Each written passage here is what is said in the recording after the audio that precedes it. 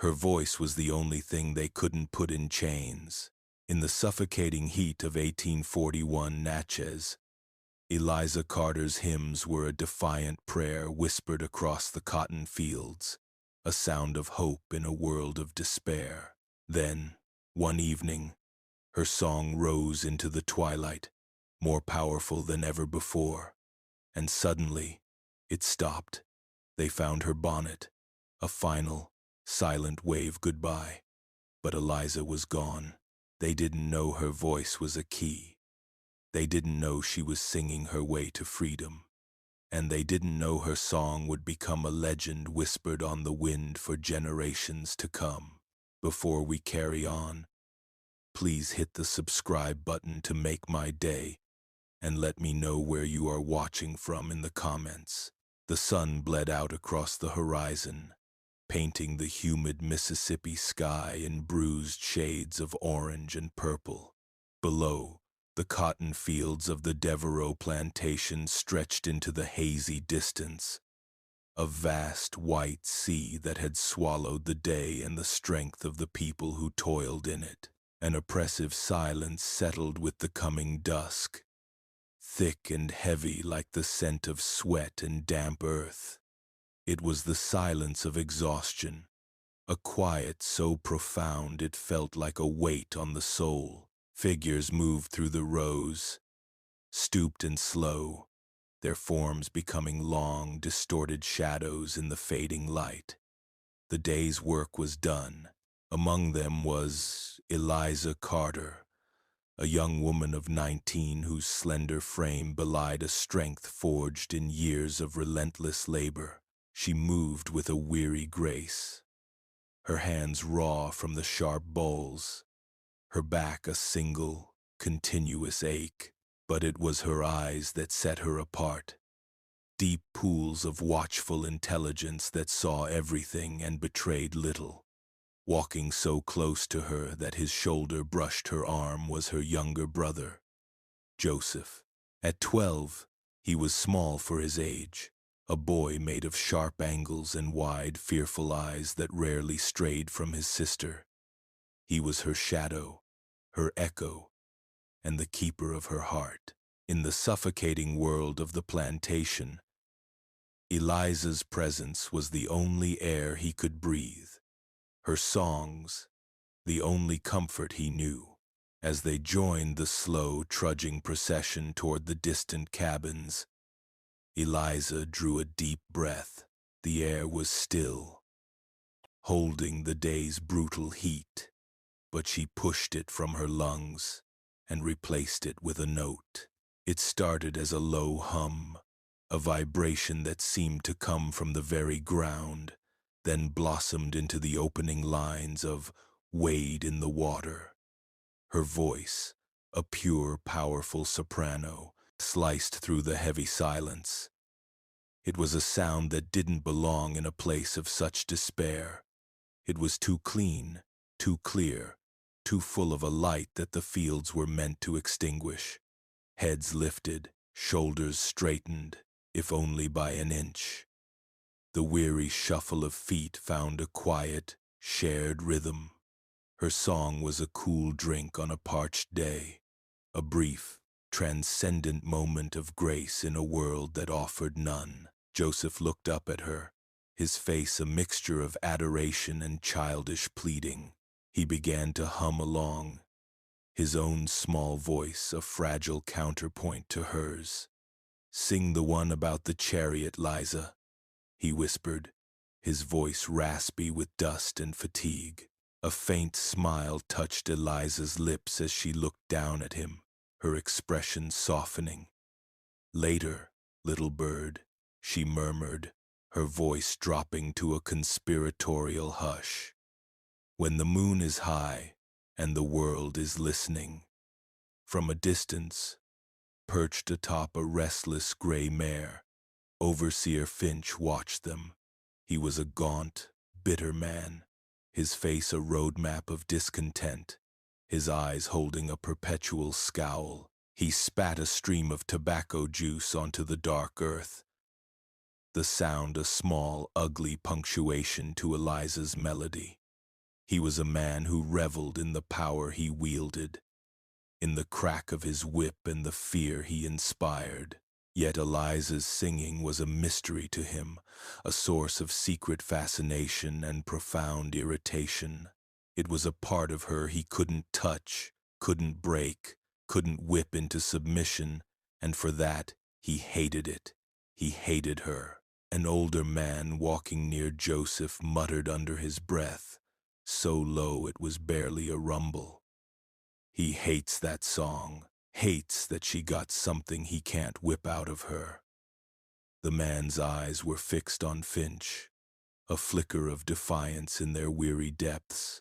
Near the edge of the quarters, Martha, the plantation's oldest enslaved woman, waited. Her body was frail, bent by decades of servitude, but her spirit was a resilient, unyielding root. She was the community's spiritual anchor, a keeper of stories and traditions that stretched back across the water. As Eliza and Joseph approached, Martha's gaze settled on the girl, a deep, knowing sorrow in her eyes. She saw the fire in Eliza, and she knew that fires either spread or consume the one who carries them. Later that evening, the moon rose, a pale, watchful eye in the inky sky. The fields were empty now, bathed in a silvery light that made the landscape seem alien and strange. A restless energy hummed in the air, a tension that made the night birds quiet and the dogs in the quarters whine softly. Inside their small, stifling cabin, Eliza knelt before her brother. She took his small hands in hers, her touch unusually firm. "I need you to stay with Martha tonight, Joseph," she said, her voice low and steady, though her eyes held a flicker of something he had never seen before, a terrifying mixture of fear and unshakable resolve. "Don't leave the cabin no matter what you hear, do you understand me?" Joseph's own fear, a constant companion, spiked into panic. "Where are you going? Don't leave me, Liza. I'm not leaving you," she said, her grip tightening for a second. "I just have one last task, a song that needs singing." Martha, who had been watching from the corner, stepped forward and placed a gnarled hand on Eliza's shoulder. She leaned in close, her voice a dry whisper like rustling leaves. "The wind is talking tonight, child. Be careful what you answer." Eliza met the old woman's gaze, and for a moment, the girl of 19 was gone, replaced by a woman of ancient purpose. "Sometimes you have to sing louder than the wind, Martha," she replied, her voice filled with a strange certainty. "So the right people can hear you."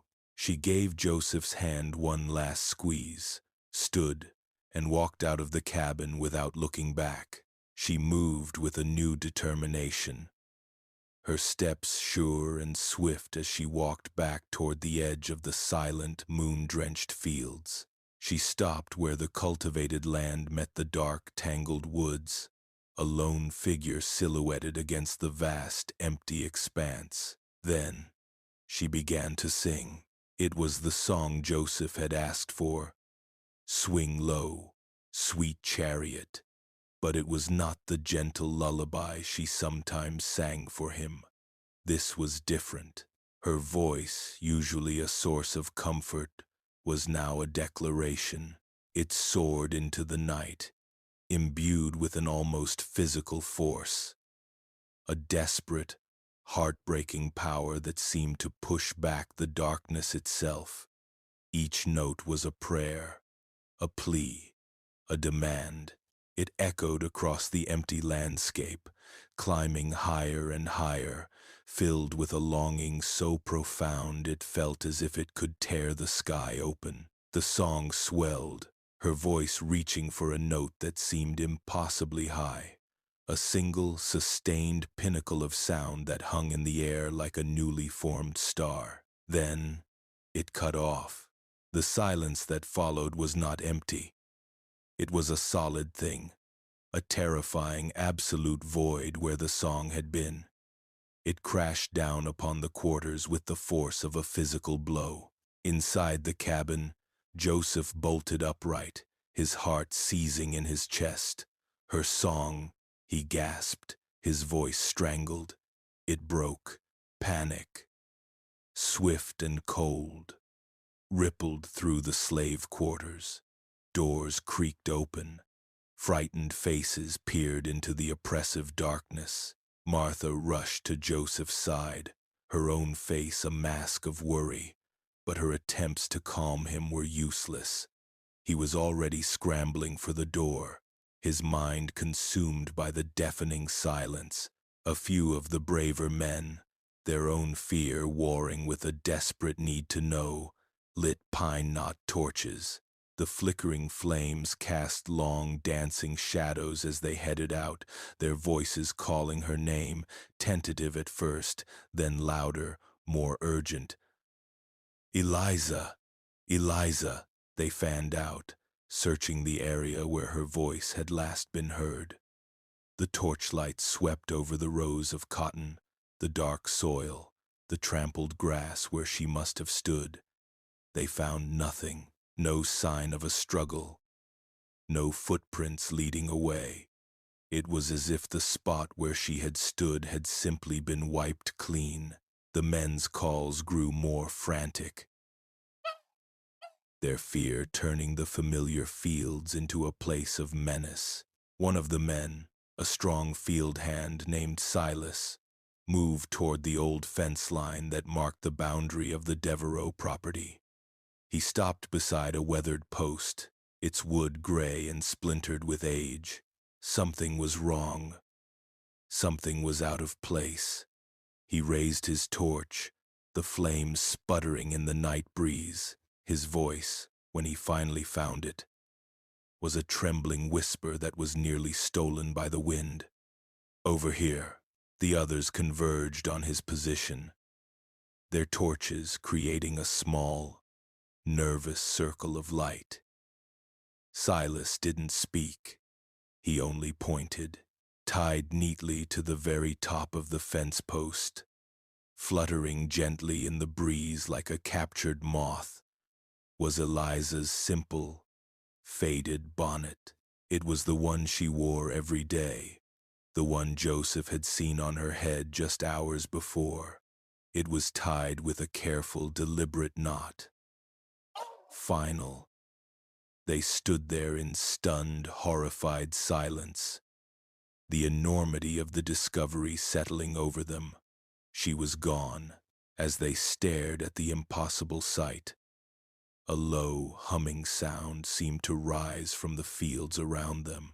It was a phantom melody, a trick of the wind whistling through the cotton stalks, yet it sounded eerily, terrifyingly like the last few notes of Eliza's hymn, the very notes she had never finished. The mystery had begun. The dawn that followed was a cruel mockery, bright and clear, washing the land in a pristine light that felt obscene after the night's terror. The discovery of the bonnet had sent a shock wave through the quarters, a silent, vibrating fear that clung to the morning mist. Work was impossible.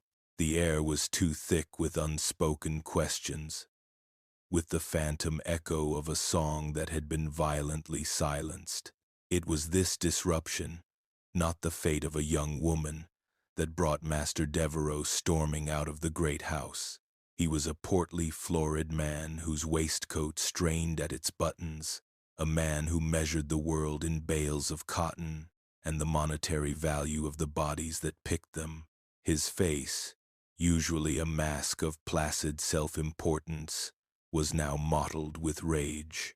A girl doesn't just vanish into thin air.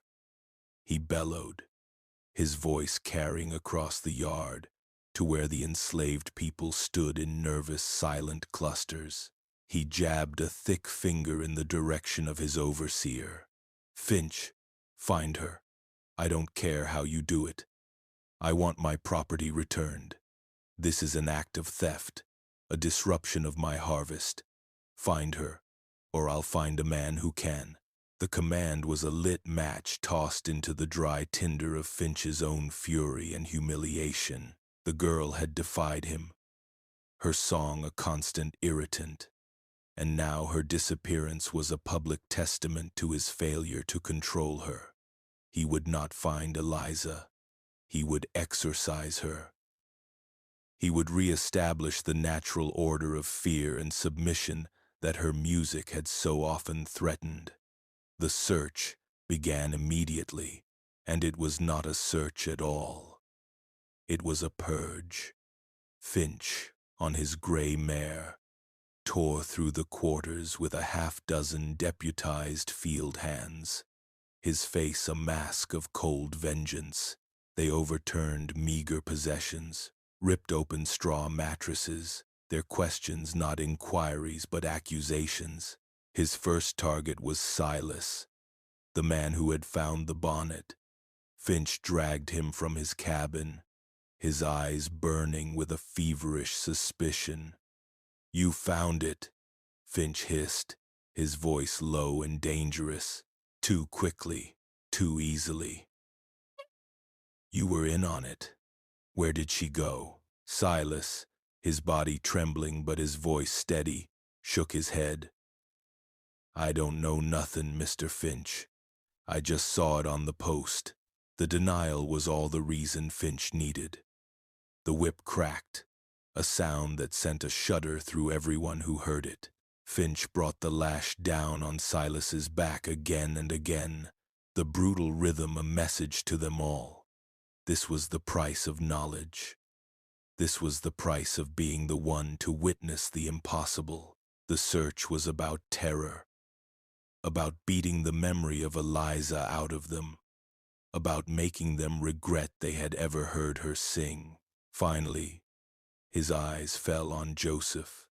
The boy was standing near his cabin, his small frame rigid, his face pale and streaked with tears. He was watching Finch with an expression the overseer couldn't decipher, a terrifying stillness that was worse than any outcry. Finch dismounted and strode toward him, the whip still coiled in his hand.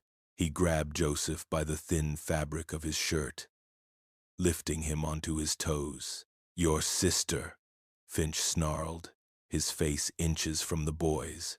"She run off? Who helped her? Who was she meeting in them woods?" Joseph's terror was a living thing, a cold weight in his stomach that threatened to swallow him whole. But through the fear, a single stubborn truth remained. He thought of her voice, how it had soared into the night, how it had seemed to become the night itself. He thought of the impossible silence that had followed. He shook his head, his voice a choked whisper. "She didn't run."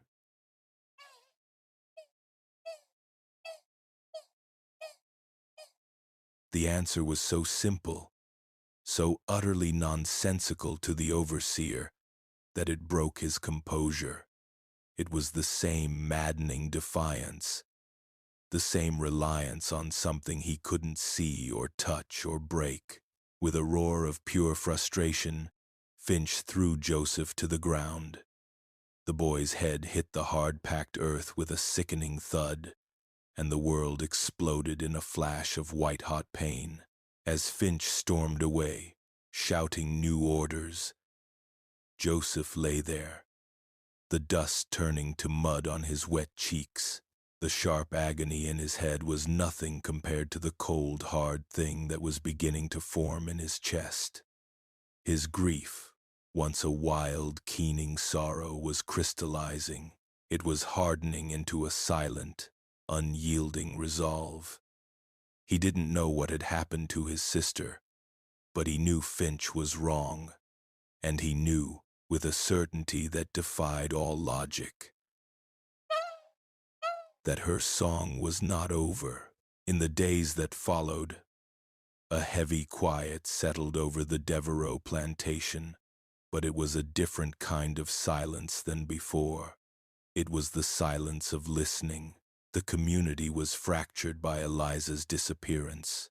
The more pragmatic among them spoke in hushed, fearful whispers of patrollers, of slave catchers, of a body lying undiscovered in the dark tangles of the swamp. They believed she had run, and that she had been caught and met a fate too terrible to name. It was a logical fear, a familiar one, but another story was beginning to take root. A story whispered in the dark of the cabins, nurtured by the oldest among them. Martha became the keeper of this new legend. One evening, as the children huddled together, their faces still shadowed by the recent terror, she gathered them close. Joseph sat at the edge of the group, his eyes fixed on the old woman's face, hungry for any words that were not Finch's. Martha's voice was a low chant, the words ancient and rhythmic. Some folks' voices are too big for one place, she began, her gaze distant, as if she were seeing a world beyond the cabin walls. They're born with a river in their throat and a storm in their heart. They sing a song so true and so powerful the earth itself can't hold it. The song has to go somewhere, and when it goes, sometimes it takes the singer with it. A small girl shivered. Did Eliza's song take her away? It made a way for her, Martha corrected gently. It opened a new path, one you can't see with your eyes. Her body may be gone from this place, but her song is still here. It's in the wind that rustles the cotton. It's in the call of the whippoorwill at dusk. You just have to learn how to listen. You have to listen past the noise of this world. Her eyes found Joseph's, and she held his gaze. She didn't leave you, little bird. She left you a map. Those words were a seed planted in the barren soil of Joseph's grief. A map. He began to spend every spare moment at the edge of the fields, near the fence post where the bonnet had been found. The bonnet itself was gone, snatched down by Finch in a fit of rage. But the post remained, a silent monument. Joseph would stand there for hours, his head tilted, his eyes closed, trying to do as Martha said. He listened past the drone of insects, past the shouts of the overseer, past the aching in his own heart. He listened for a melody in the rustling leaves, for a rhythm in the creaking of the branches, for the echo of a note that had been stolen mid-air. The legend of singing Eliza was being born, not just in the whispers of the quarters, but in the fierce, desperate hope of a boy who refused to believe his sister was merely gone. She was becoming something else. A myth, a ghost on the wind, a symbol of a defiance so profound it had bent the rules of the world. And in his heart, Joseph was no longer just mourning a sister. He was searching for a key.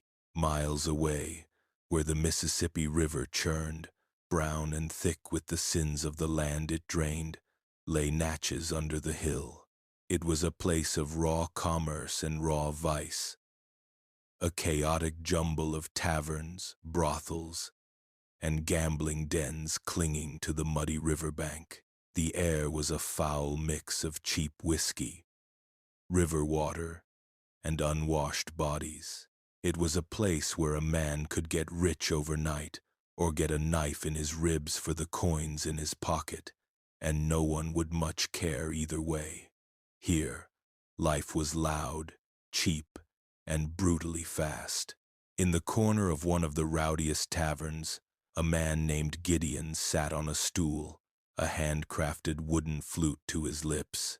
He was a free man of color from the north, in his 30s, with an observant, intelligent face and the quiet, self-contained confidence of a man who had seen much of the world and had learned to navigate it by watching and listening. His clothes were worn but clean, and he traveled with little more than a worn leather satchel and his instruments.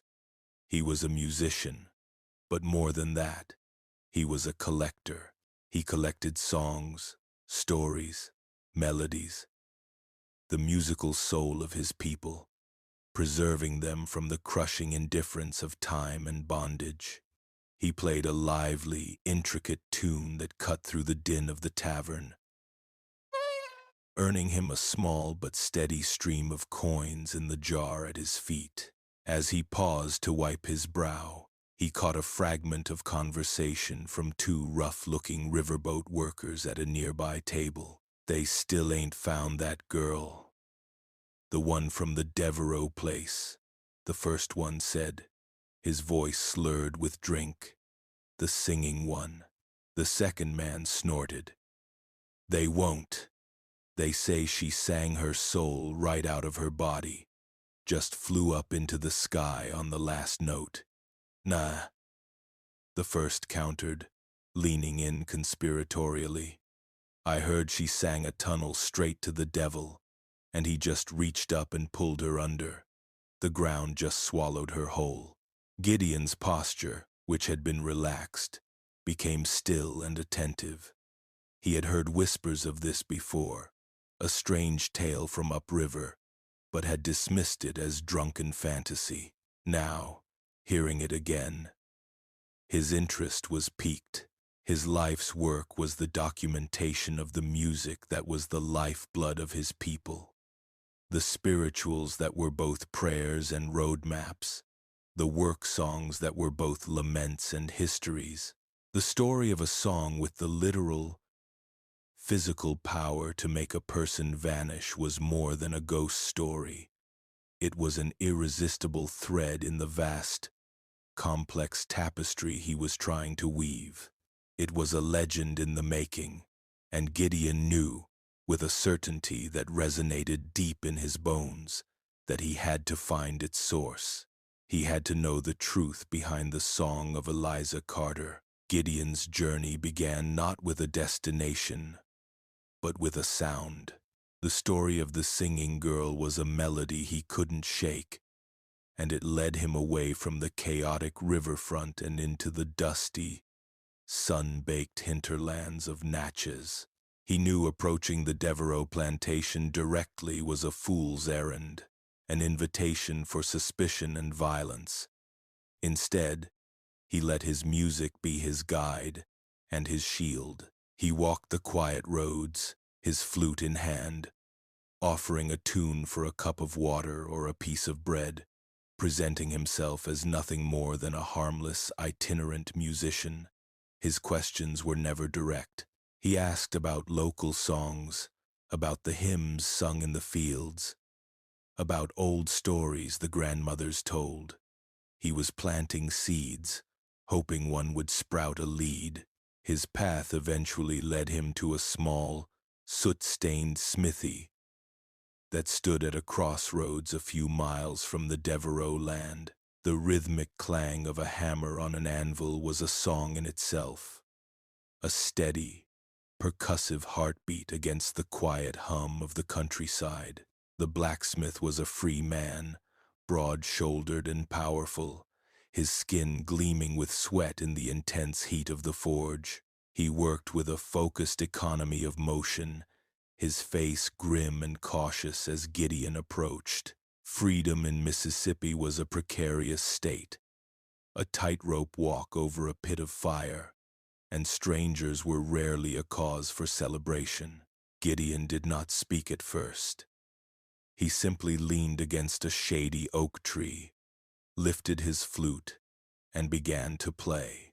He chose an old, sorrowful melody, a song of longing and distant shores, a tune that spoke of things lost and things hoped for. The blacksmith didn't stop his work, but the rhythm of his hammer slowed, the clang becoming less sharp, more thoughtful. When Gideon finished, a profound silence hung in the air, broken only by the hiss of the forge. "That's an old song," the blacksmith said. his voice a low rumble. He did not look up from the horseshoe he was shaping. Ain't heard it played that way in a long time.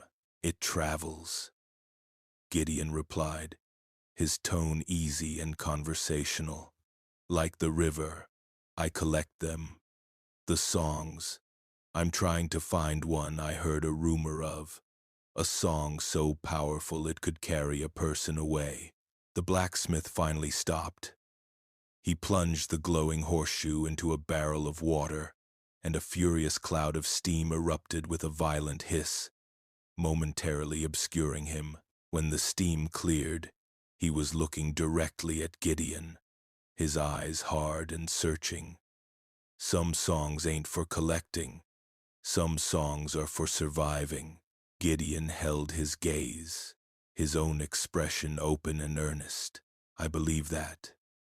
But a song like that, it deserves to be remembered. The story of it, at least. They say it happened near here, at the Devereaux place. The blacksmith's face closed down, becoming a stony, unreadable mask. The Devereaux place is full of sorrow. Best to keep your distance. He turned back to his anvil, his posture a clear dismissal. Gideon knew he had one chance. They say her name was Eliza, he said softly.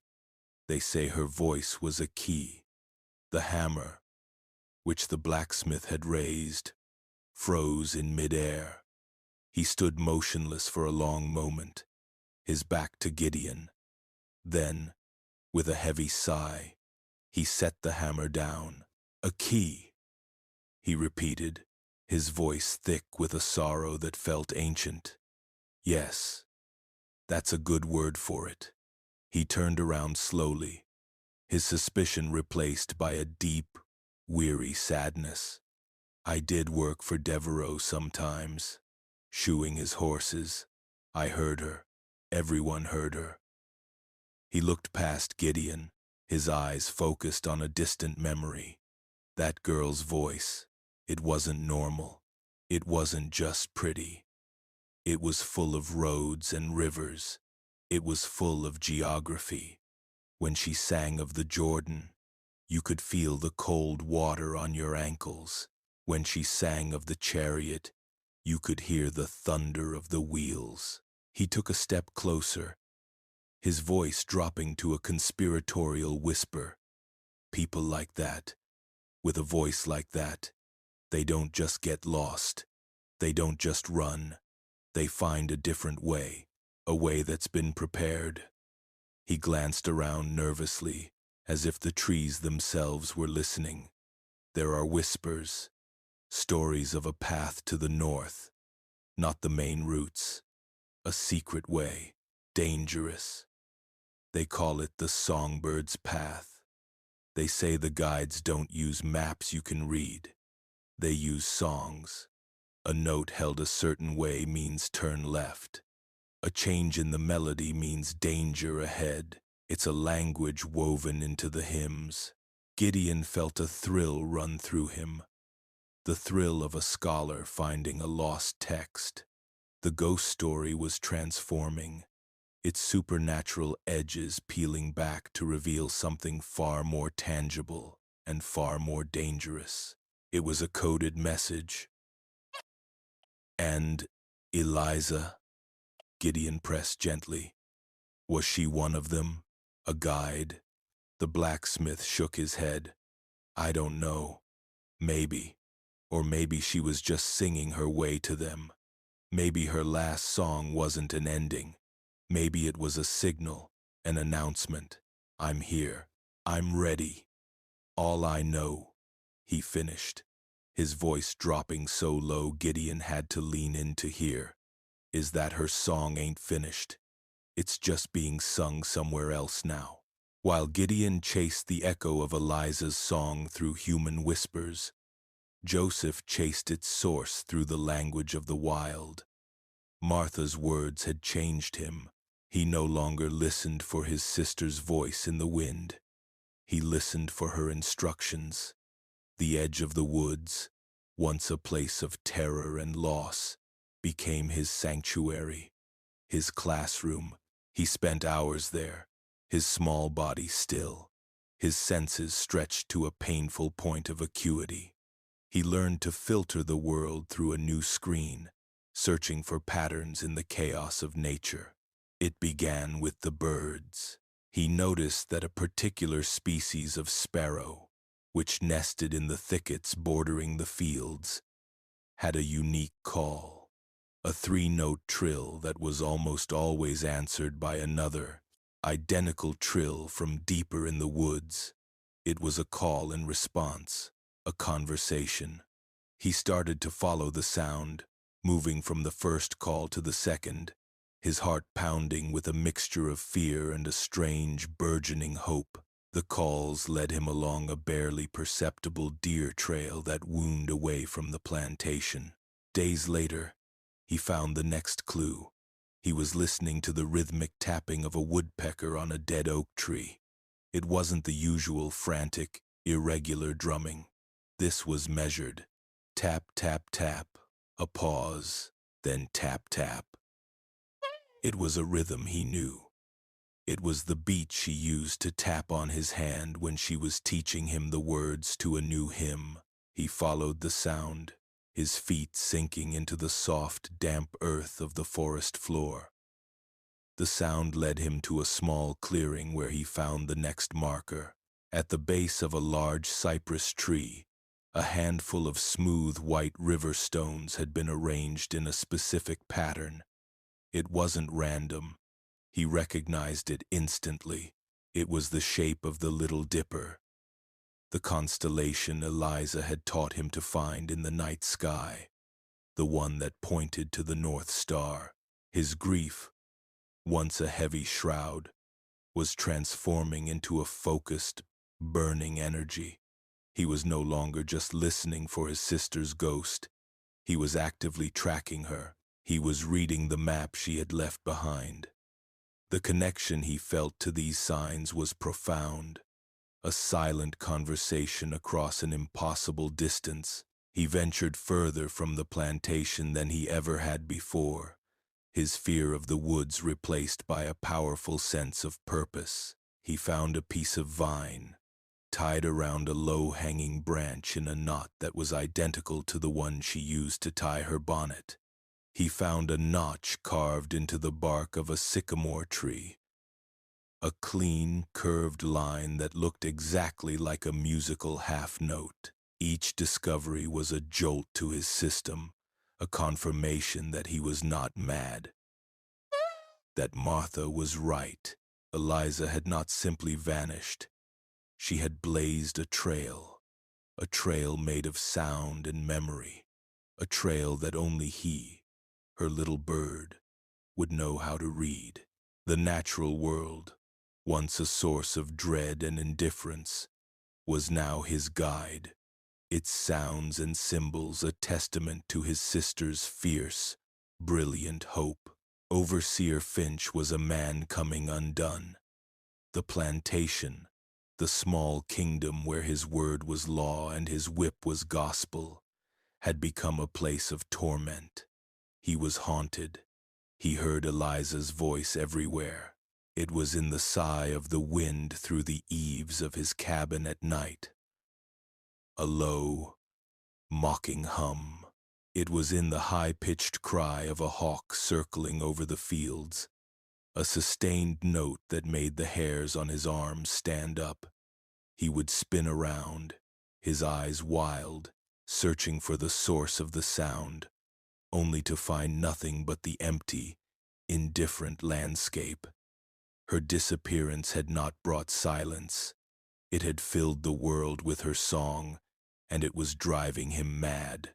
His paranoia festered, poisoning his every action.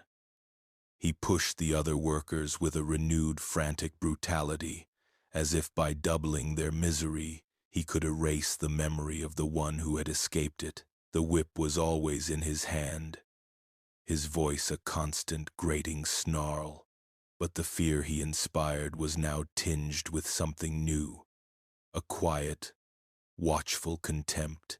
They saw his unraveling, and it chipped away at the edifice of his power. His tormented gaze soon fell upon Joseph. He saw the boy's strange new habits, his long solitary vigils at the edge of the woods. He saw the way the boy's fear had been replaced by a quiet, unnerving focus. He saw Joseph disappear into the trees for hours at a time, returning with mud on his knees and a strange light in his eyes. Finch, in his madness, became convinced that the boy was the key.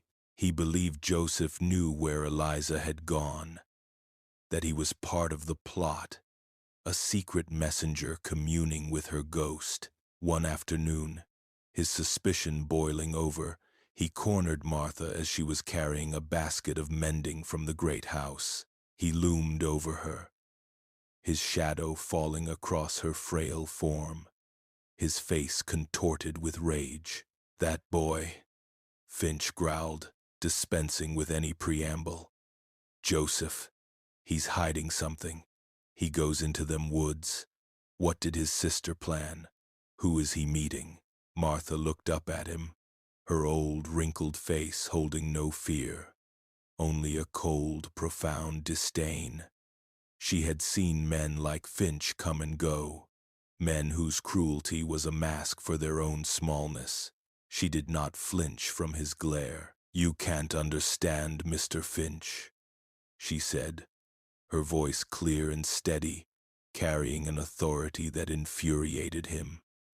"You hear a song, and you think it's just noise. You see a boy listening to the world, and you think it's a plot."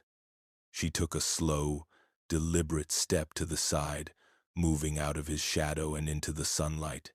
"You don't know how to listen." Her words struck him with the force of a physical blow. It was the same answer, the same maddening, mystical defiance he had gotten from the boy. It was a language he could not speak, a world he could not enter, and it confirmed his darkest suspicions. He was being mocked. There was a conspiracy afoot, a conspiracy of whispers and songs, and Joseph was at the center of it. As Martha walked away, her back straight and proud, Finch stared after her, his mind racing. He couldn't prove it. He couldn't beat the truth out of them, because their truth was not a thing he could touch. A new, colder, more cunning idea began to form in his mind. If he couldn't force the secret out, he would lure it out. He would let the boy think he was safe. He would follow him, watch him, and when the time was right, he would spring his trap and catch not only the boy, but whoever it was that was waiting for him in the shadows of the woods. The hunt for Eliza was over. The hunt for Joseph had just begun.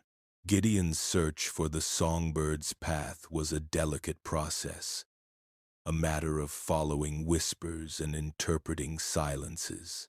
The blacksmith's story had given the legend a spine, and that spine led him back to the deceptive gentility of Natchez proper, away from the raw chaos of the riverbank.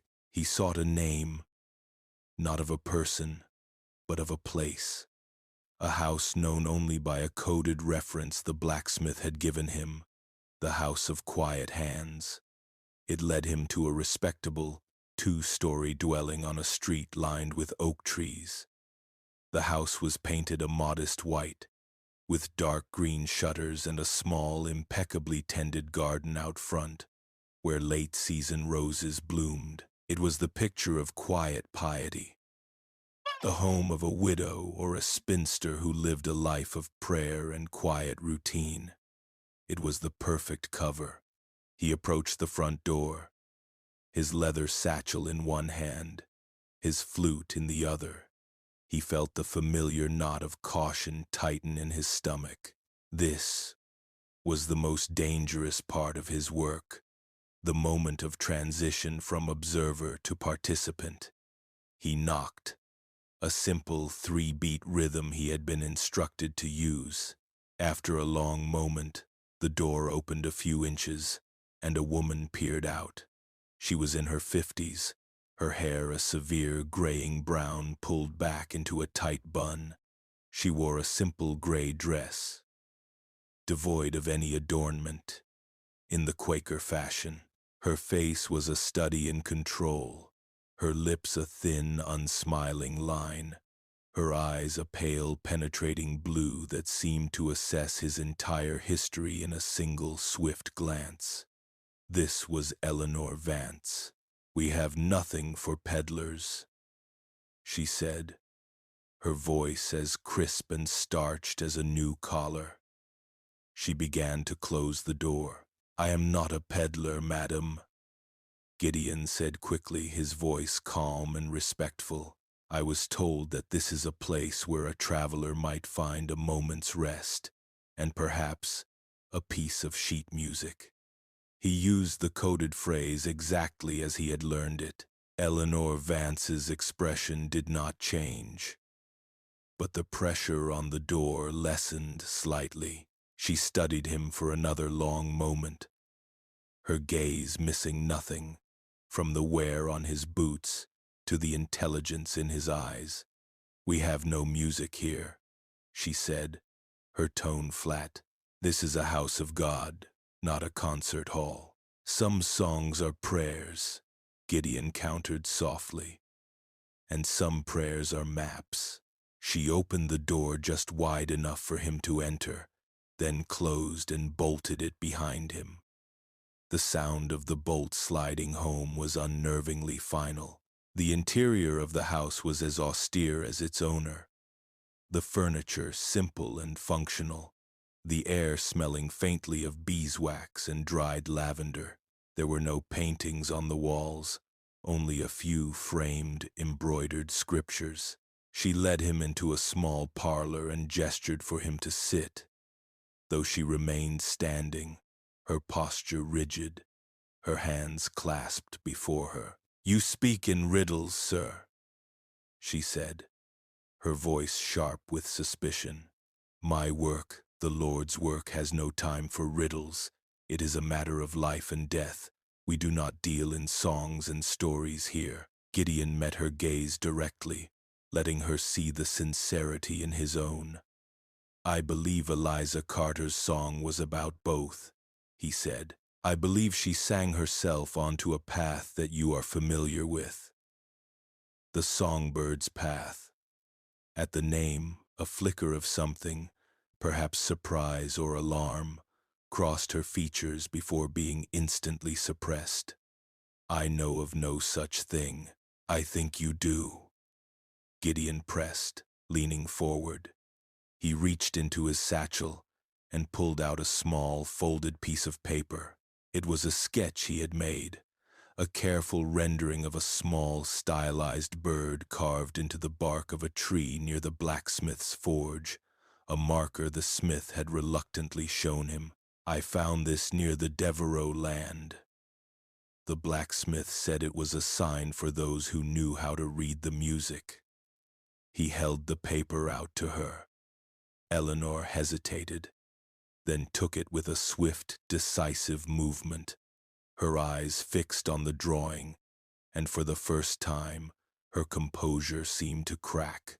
Her breath caught, a tiny, almost imperceptible sound. She traced the outline of the carved bird with her finger, her expression a mixture of fear and reverence. She recognized it. "This is a high, lonesome trail," she whispered, more to herself than to him.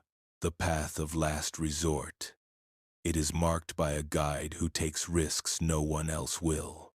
She looked up at him, her eyes narrowed, the suspicion returning, but this time it was laced with a grudging respect. "Why are you here? Who are you, really? You are no runaway." "My name is Gideon," he said simply. "I am a musician. I collect the songs of our people so they are not lost. The story of Eliza Carter is a song I must understand. I believe her voice was not just a gift, but a tool, a key. I want to know how she used it. I want to know that she is safe. Eleanor Vance stared at the drawing for a long time, her mind clearly weighing the immense risk of trusting this stranger against the information he possessed. The bird symbol was a secret within a secret, the mark of a specific high-risk route known to only a handful of conductors. This man, this musician, had found it. He was something else entirely, an unconventional and perhaps even heaven-sent ally. Safety, she said finally, her voice heavy, is a word we do not use lightly. It is a destination, not a guarantee. But the girl who used this sign, if she is who I believe she is, was clever, and she was brave. She folded the paper carefully and tucked it into a pocket in her dress. Her trust, a rare and precious commodity, had been tentatively won. Tell me everything you know. While Gideon was navigating the treacherous currents of human trust, Joseph was deciphering a map made of wind and wood. His trail of natural notes, the sparrow's call, the woodpecker's rhythm, the dipper made of stones, had led him deeper into the forest than he had ever dared to venture before. He moved with a new confidence, his small body slipping through the undergrowth with a quiet purpose. He was no longer a frightened child. He was a tracker, an explorer in a secret country of his sister's design. The final clue, a series of 3 notches on a fallen birch tree, pointed him toward a massive, ancient log, half swallowed by moss and ferns. It was hollow, its interior dark and smelling of decay and damp earth. Joseph's heart hammered against his ribs. He knelt down, his hands trembling slightly, and reached into the darkness. His fingers brushed against something smooth and cool, something that did not belong. It was oilcloth, carefully wrapped and tied with twine. He pulled it out into the dappled sunlight. With fumbling fingers, he unwrapped the package. Inside was a small, folded square of fabric. He recognized it instantly. It was a piece of the simple, cornflower blue dress Eliza had worn on Sundays. A dress he had seen 100 times. The sight of it, the familiar color and texture, sent a pang of grief and love through him so sharp it almost brought him to his knees. She had been here. This was real. He unfolded the fabric carefully. On it, stitched with coarse, dark thread, was a crude but unmistakable map. It was not a map of roads or towns. It was a map of the night sky, a rendering of constellations. Below the stars was a winding line that he knew represented the great river, with smaller tributaries branching off. There were symbols stitched along the river's path, a crescent moon, a cluster of trees, a single, prominent star. It was a celestial and terrestrial guide, a way to navigate using only the heavens and the waterways. It was a map for someone traveling in secret, traveling by night. His eyes scanned the fabric, drinking in every detail, his mind racing to understand. Then he saw it. At the very bottom of the map, stitched in letters that were slightly larger than the rest, was a single word. It was a word that was both a memory and a command. It was the last piece of the puzzle, the key to the entire map. Sing. Joseph stared at the word, his vision blurring with tears. It was her voice, speaking to him from across the silence. It was the answer to everything. His sister was not a ghost carried away on the wind. She was a guide. She was a map maker. She had left this for him. This tangible, undeniable proof. The abstract hope that Martha had given him, the hope that had felt as fragile as a dream, now became a concrete plan. The message was not just a comfort. It was an instruction. She was not just gone. She was waiting, and she had just told him how to find her. He was to follow the stars, follow the river, and use his voice. He was to sing. A wave of fierce, determined joy washed over him, so powerful it left him breathless. He carefully folded the cloth map, wrapped it back in its oilcloth protector, and tucked it deep inside his shirt, where it rested against his skin like a second heart. He was no longer just solving a puzzle. He was preparing for a journey. Finch's obsession had curdled into a venomous certainty. He knew the boy was the key. He had taken to shadowing Joseph himself, abandoning his other duties, his mind consumed by the chase. He lurked in the trees like a predator, his eyes fixed on the small figure moving through the woods. He saw Joseph kneeling by the hollow log. He saw him pull out the package. He couldn't see what was inside, but he saw the look on the boy's face, the sudden, radiant transformation from sorrow to elation. It was all the proof he needed. The boy had found it, a message, a map, the secret to the conspiracy that had been mocking him for weeks. A savage, triumphant grin spread across Finch's face. He could rush in now, grab the boy, and beat the information out of him. But his cunning, sharpened by his paranoia, suggested a better way.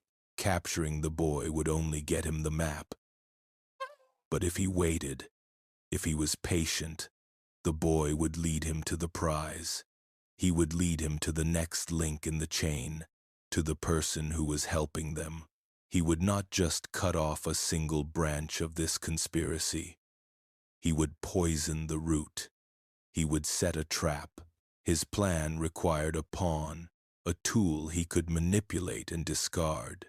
He found one in Daniel, a young man barely older than Eliza, who had been caught stealing a smoked ham from the smokehouse. Daniel was terrified, knowing that the punishment for such a theft was a whipping so severe it could leave a man crippled, or worse.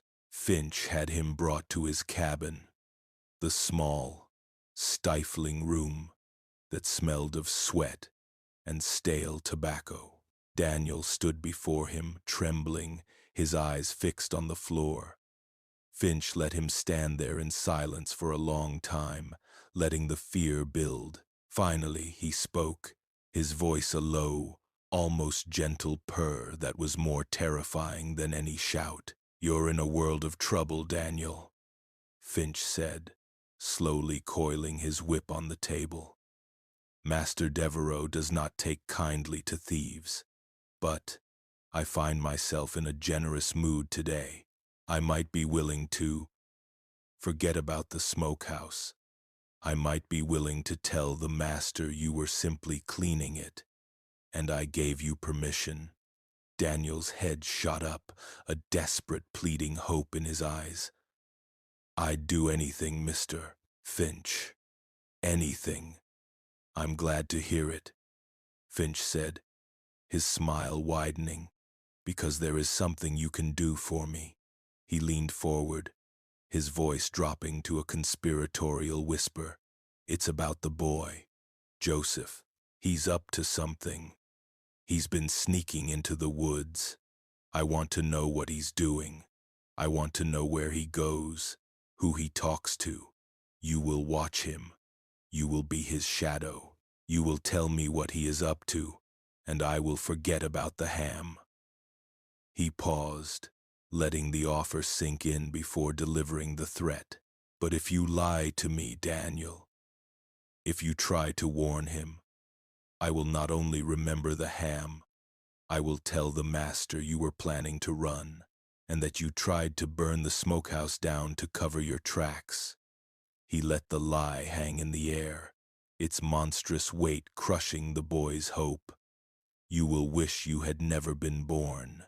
Daniel stared at him, his face a mask of pure terror. He was caught. It was an impossible choice. a betrayal of his own people, or a sentence to a living hell. Tears welled in his eyes as he gave the only answer he could. "I'll do it," he whispered, his voice cracking.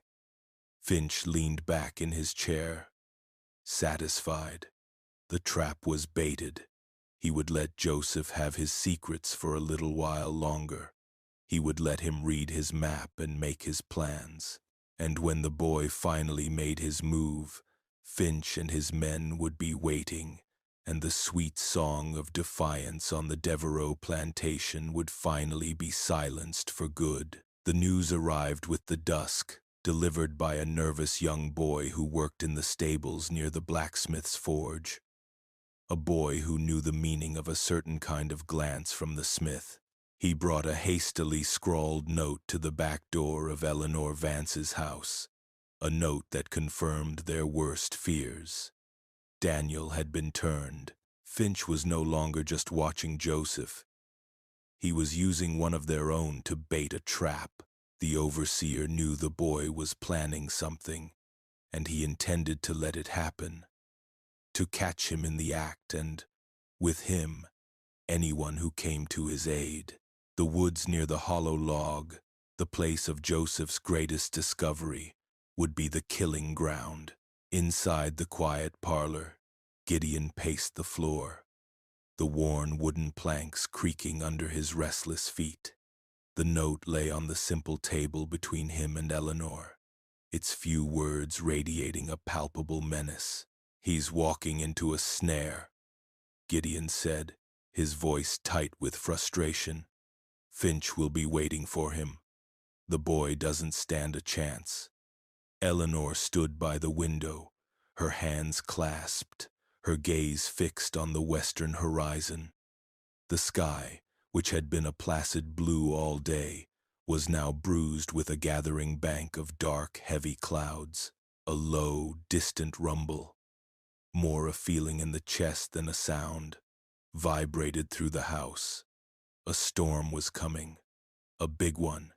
The air had grown thick and electric, charged with an oppressive energy that mirrored the tension in the room. "She taught him to listen," Gideon murmured, stopping his pacing to stare at the note again, as if he could will its words to change. "She gave him a map of notes and stars. But Finch deals in whips and dogs. A song can't stop a bullet." "No," Eleanor said, her voice calm and steady as she turned from the window. A strange, resolute light shone in her pale eyes. "But a song can create a diversion. It can change the rhythm of a chase." She looked at Gideon, her expression one of absolute certainty. "She taught him to listen. Now he has to learn to sing." Her gaze drifted back to the darkening sky, where the clouds were beginning to churn. "The Lord is providing cover," she said, her voice dropping to a near whisper. "We must be ready to use it." Gideon understood. The storm wasn't just a storm. It was an opportunity. Its chaos would be their shield. Their intervention could no longer be a matter of passing messages or offering shelter after the fact. They had to be there. They had to become part of the song. "The public road runs along the northern edge of the Devereaux land," Gideon said, his mind already working, seeing the geography, the boundaries, the lines of power. "It crosses a small creek. If he can make it that far, he will need a reason to go that way," Eleanor finished for him. "And Finch will need a reason to be looking elsewhere." They began to plan, their words quick and precise, weaving a counter-melody to Finch's brutal composition. They would take the wagon, a sturdy vehicle used for transporting dry goods, and time their arrival for the height of the storm. They would be nothing more than travelers caught in the downpour, seeking the main road. Their presence, a white woman of stern piety and a free man of color who carried himself with unnerving confidence, would be a weapon in itself, a disruption of the established order that Finch would not know how to handle. Miles away, on the plantation, Joseph felt the same electric charge in the air. He saw the same bruised clouds massing on the horizon. He had spent the afternoon in a fever of preparation, his heart a frantic drum against his ribs. He had gathered what little he could. A small piece of hard cornbread and a strip of dried meat, stolen from the kitchens with a stealth he never knew he possessed. He wrapped them carefully in a rag and tucked them inside his shirt, alongside the precious cloth map. He looked at the map again and again, memorizing the pattern of stars, the curve of the river, the single, commanding word stitched at the bottom. Sing. He had assumed it meant he should sing for comfort on his journey, or perhaps sing the hymns to signal other helpers along the way.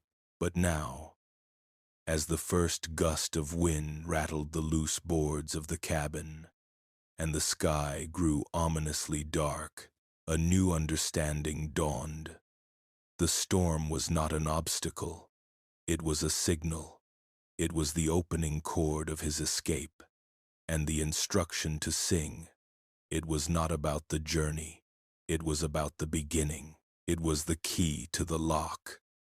He looked out at the swaying trees and the first fat drops of rain splattering in the dust, and he understood. He was not meant to sing a song of beauty. He was meant to become part of the storm's own terrible, chaotic music. The storm broke with the fury of a divine judgment. The sky, which had been slowly darkening, was ripped open by a jagged fork of lightning, and a deafening crack of thunder followed a heartbeat later, shaking the very foundations of the cabins. Then the rain came, not as drops, but as a solid, wind-driven sheet of water that blurred the world into a churning gray chaos.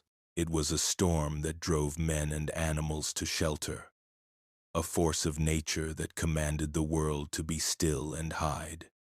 It was the perfect cover, while Finch and his 2 hired men huddled under a thick canopy of oaks deep in the woods, their eyes straining to see through the deluge toward the hollow log. Joseph made his move.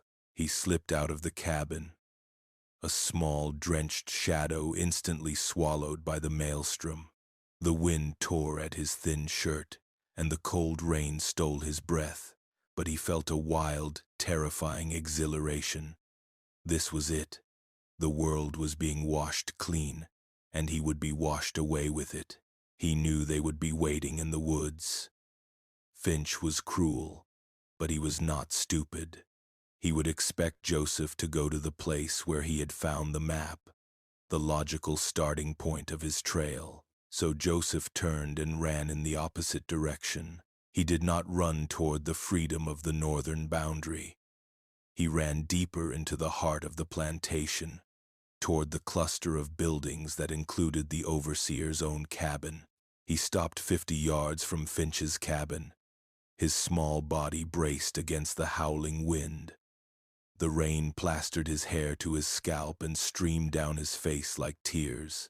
He was hidden by the sheer violence of the weather, a ghost in the tempest.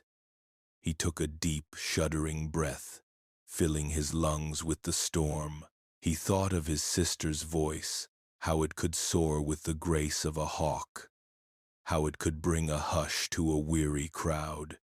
He knew he could not replicate that beauty, but he could replicate its power.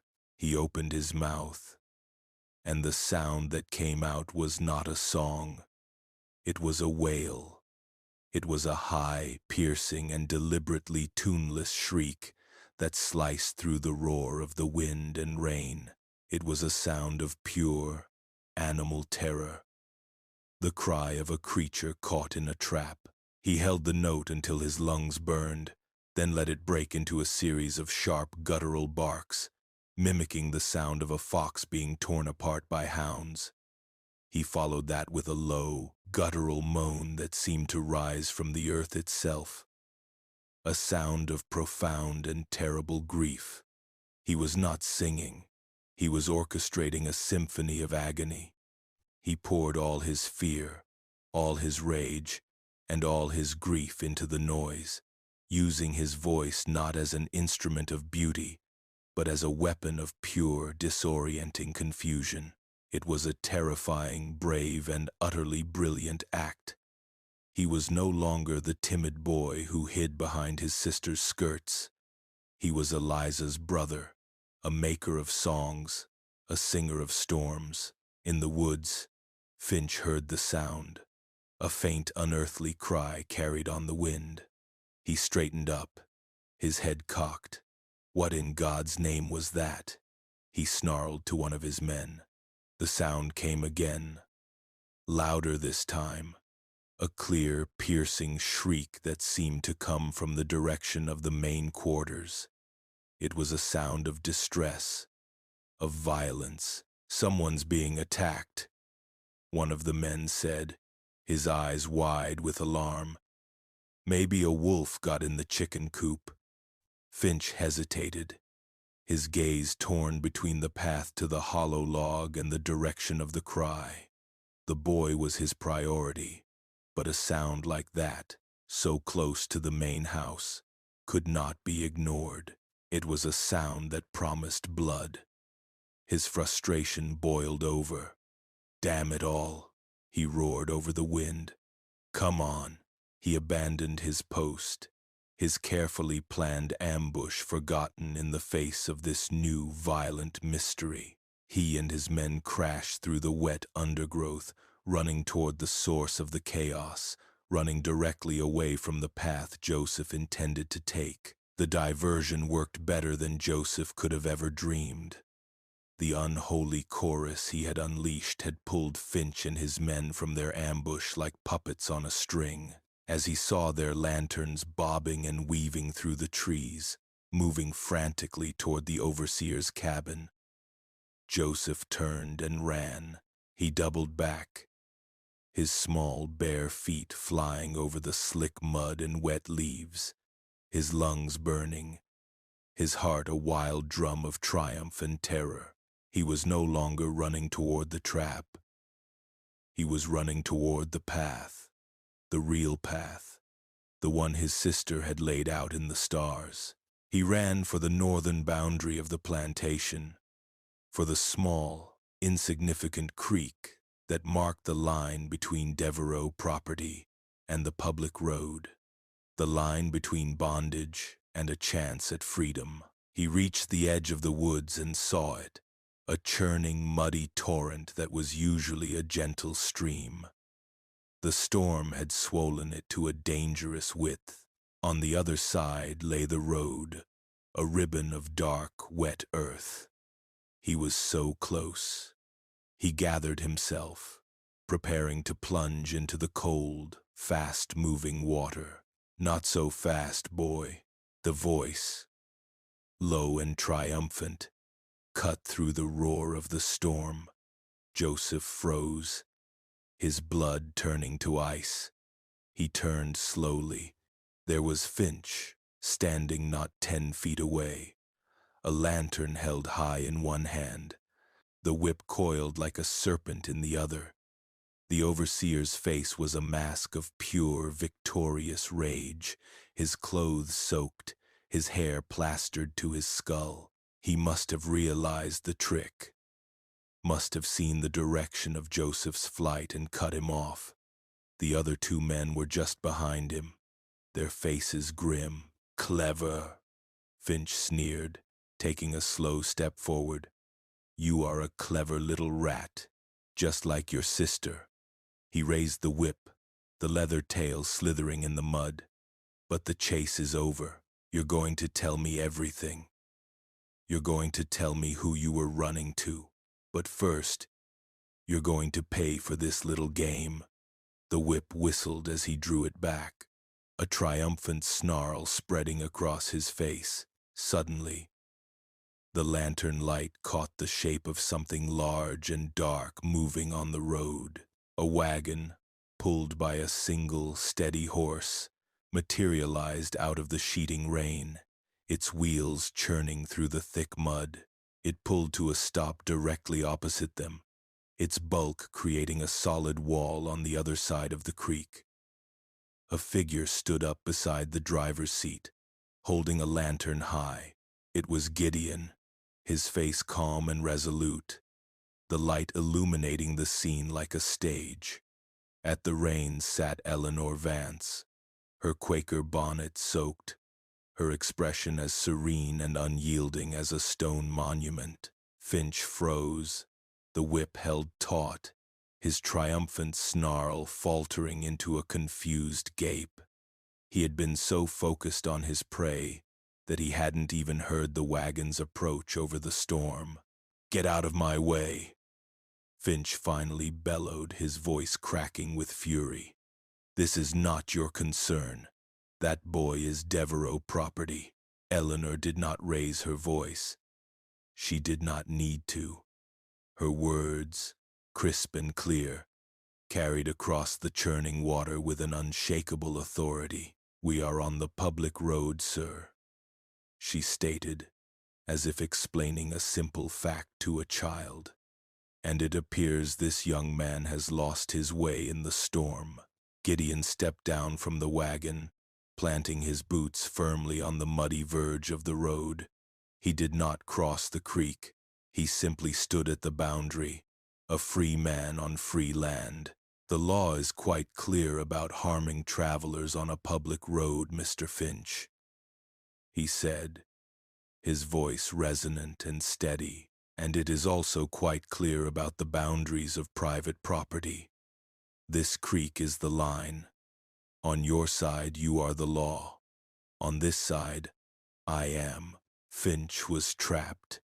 He was outnumbered, outmaneuvered, and, for the first time in his life, uncertain. He stood on the very edge of his employer's land, his authority ending at the water's edge. He was facing a free black man who spoke of the law with more confidence than he did, and a white woman whose quiet piety gave her a social armor he could not penetrate. To attack the boy now, in front of these witnesses, on the very boundary of the public road, was a risk he could not calculate. His rage warred with his instinct for self-preservation.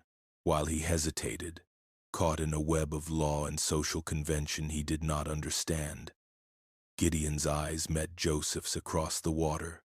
Gideon gave a single, almost imperceptible nod. It was all the signal Joseph needed. He broke from his paralysis, turned, and plunged into the churning creek. The cold water shocked his system, the current grabbing at his legs, but he fought it, his arms and legs pumping, his eyes fixed on Gideon's lantern, a beacon in the storm. Finch roared in frustration and took a step into the water, but it was too late. Joseph was already halfway across. The overseer stopped, unwilling to follow, knowing he had been beaten. He had been defeated not by a weapon, not by force, but by wits, by confidence, and by the clever use of a boundary line he had never even considered. As Joseph scrambled up the muddy bank on the other side, gasping and shivering, Gideon wrapped a thick wool blanket around his shoulders and helped him into the back of the wagon. Finch could only watch, his face a mask of impotent fury, as the wagon creaked, turned, and disappeared back into the storm. Joseph was free. The journey north was a passage through a world of shadows and whispers.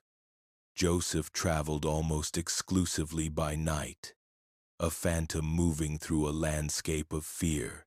He was passed from one set of quiet hands to the next, a piece of precious, living cargo in the vast, clandestine machinery of the Underground Railroad. He slept in the haylofts of Quaker barns, the scent of dried clover a strange, sweet perfume after the cloying smell of cotton. He huddled in the secret cellars of free blacksmiths, the rhythmic clang of the hammer overhead, a comforting, protective heartbeat.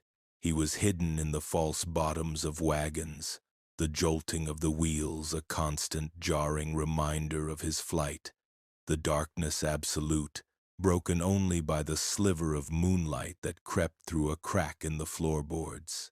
In these long, silent hours he hummed. He hummed the songs his sister had taught him, the melodies that had once been his only comfort. But they were different now. They were no longer just sad lullabies or hopeful prayers. They were tools. They were the notes of the map she had left him. When he hummed Wade in the Water, he was not just remembering her voice.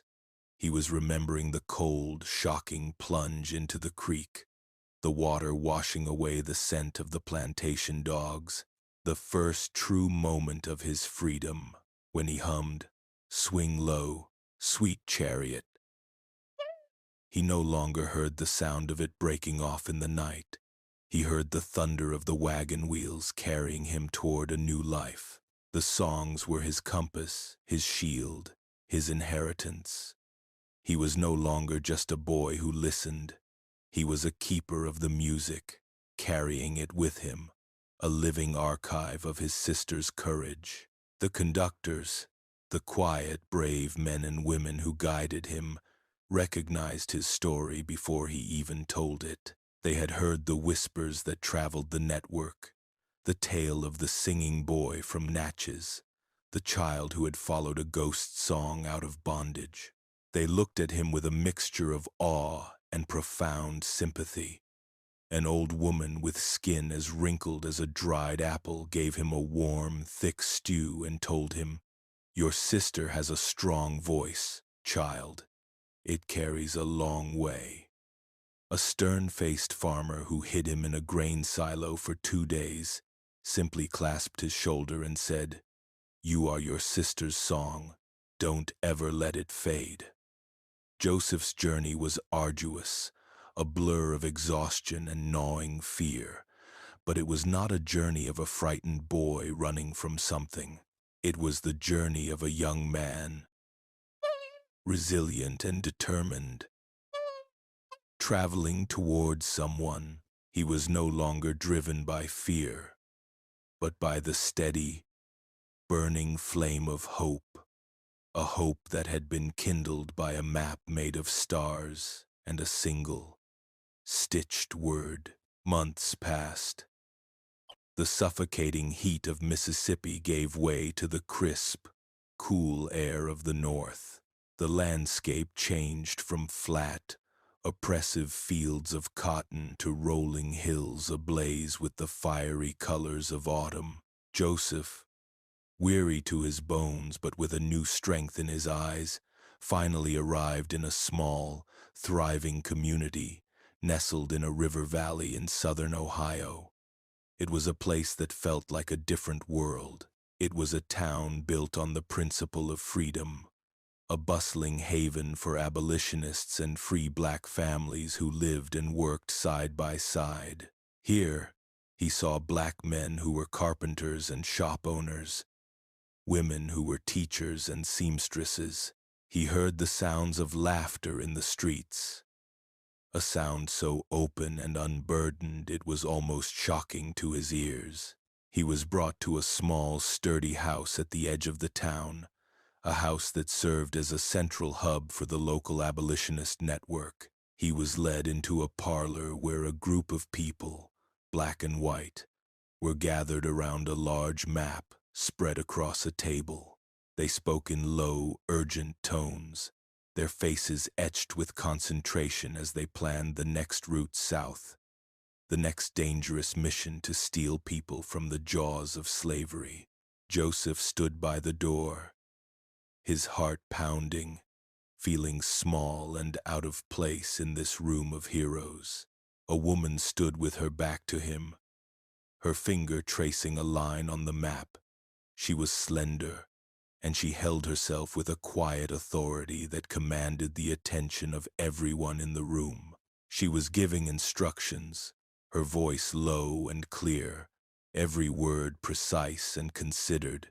"The route through Kentucky is too dangerous now," she said, her voice carrying a familiar timbre that made Joseph's breath catch in his throat. "The patrols are using new dogs, and they are watching the river crossings too closely. We need a new signal, a new song to signal the crossing at the Green River. Something simple, something that sounds like a common lullaby, but with a change in the third verse. A single flattened note will mean to wait. A full step up will mean the way is clear." She lifted her head from the map and turned, her eyes scanning the faces in the room to ensure her instructions were understood. And her eyes met Joseph's. It was Eliza. She was thinner, and the last traces of girlish softness in her face had been replaced by a sharp, serious intelligence. There were new lines of worry around her eyes, but those eyes themselves burned with a bright, steady fire that Joseph had never seen before. It was the fire of purpose, the fire of a warrior. She froze, her lips slightly parted, her hand still hovering over the map. The low murmur of conversation in the room died away as everyone turned to see what had captured her attention. For a long moment, they simply stared at each other across the room, the brother and sister who had been separated by a wall of silence and 1,000 miles of danger. There was no dramatic, cinematic explosion of tears. The reunion was a silent thing, a quiet, profound moment of recognition that was too deep for words. The world seemed to narrow to the space between them. Eliza took a slow, hesitant step forward, and then another. Joseph, as if released from a spell, rushed to meet her. He didn't cry out. He simply buried his face in her side, his small hands clutching the fabric of her dress, the simple, unfamiliar wool of freedom. Eliza's arms wrapped around him, holding him tight, her own eyes closing as she rested her cheek on the top of his head. The camera focused on their hands, his small, dark fingers gripping her sleeve, her own hand coming up to cover his, holding it fast. A silent confirmation of a bond that could not be broken. Later, when the others had quietly dispersed, leaving them to their reunion, they sat together by the fire, the warm light flickering on their faces. Joseph, wrapped in a thick blanket, finally looked at his sister, his mind reeling with 1,000 questions. She looked back at him, a soft, sad smile touching her lips. "I knew you would come," she whispered, her voice thick with emotion. "I knew you would know how to listen." She began to talk, and the full, breathtaking scope of her plan unfolded. Her escape had not been a desperate, impulsive act. It had been a meticulous, calculated strategy, planned for over a year with the help of the blacksmith and a few other trusted souls who were part of the Songbird's path. Her singing had always been more than just a comfort. It had been practice. She had been training her voice, learning to control it, to use it as an instrument of communication. The legend of her disappearance, the story of her singing her soul out of her body, was the final, brilliant piece of the plan. It was her signal, her announcement to the next conductor on the line that she was on her way. And it was a story so strange, so unbelievable, that it provided the perfect cover for her actual physical escape in the chaos that followed. "I had to disappear so others could appear," she explained, her eyes shining with a fierce intensity. She led him to the table, to the maps and the coded sheets of music. "My voice was a key, Joseph, a key to open a lock that no one else could see. But a key is only good for one door. She picked up a piece of paper, a simple hymn, but with strange markings above the notes. Now, it's a map, and you followed it.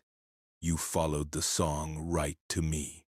She explained her new role. She was not just a passenger who had reached her destination. She had become a vital part of the railroad itself. She was a conductor. But more than that, she was a composer of freedom. She designed the signals, she chose the hymns, she wrote the coded verses and created the musical cues that guided others along the treacherous path. Her voice, once a defiant prayer in a cotton field, was now a lifeline, a map, a weapon in the war against slavery. The scene dissolved, the firelight in the Ohio safe house fading, replaced by the setting sun over the Devereaux plantation. A year later, the fields were the same, the work was the same, but some things had changed. Finch was gone, fired by a furious Master Devereaux for his failure and his subsequent descent into drunken madness.